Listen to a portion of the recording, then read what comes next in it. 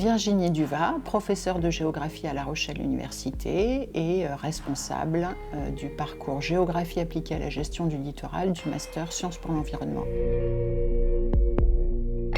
Le parcours Géographie appliquée à l'environnement littoral de ce master s'adresse à des étudiants qui sont principalement issus d'une licence de géographie et qui souhaitent devenir des experts de l'aménagement et de la gestion des espaces littoraux et océaniques. C'est donc un master qui forme dans des champs aussi divers que les risques côtiers et l'adaptation au changement climatique, la gestion des usages de tourisme et de loisirs, la gestion des espaces protégés et la renaturation des littoraux, l'aménagement et la planification de la ville durable, par exemple.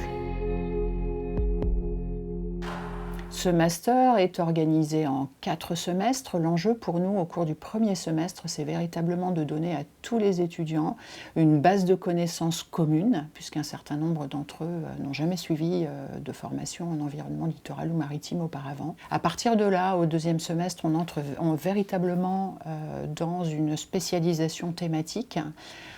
D'une part en ce qui concerne les processus de littoralisation et de développement des activités sur le littoral, et d'autre part dans tout ce qui a trait au fonctionnement des milieux littoraux et océaniques, à leur dynamique physique et aux risques côtiers.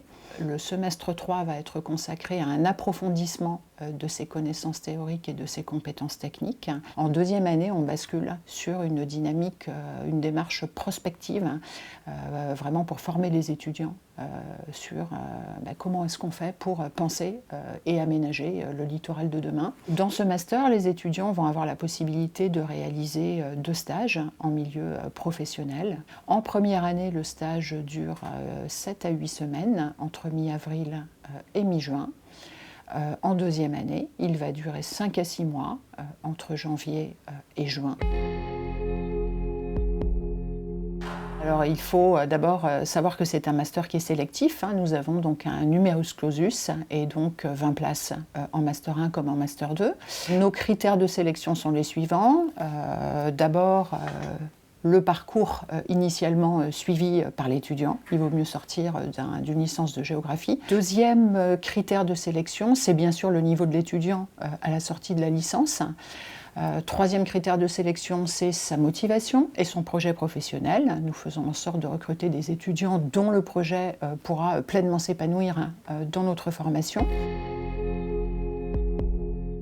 Ce master permet, quand on en sort, soit de se tourner vers le monde professionnel et de rechercher donc un poste de chargé de mission, chargé de projet ou chargé d'études. La deuxième possibilité est bien sûr de poursuivre en doctorat sur 3 ans. À la sortie du master, donc à plus 24 mois, 80% des étudiants sont sur des emplois de cadre, traitant de questions d'environnement, d'aménagement, de développement, de planification territoriale.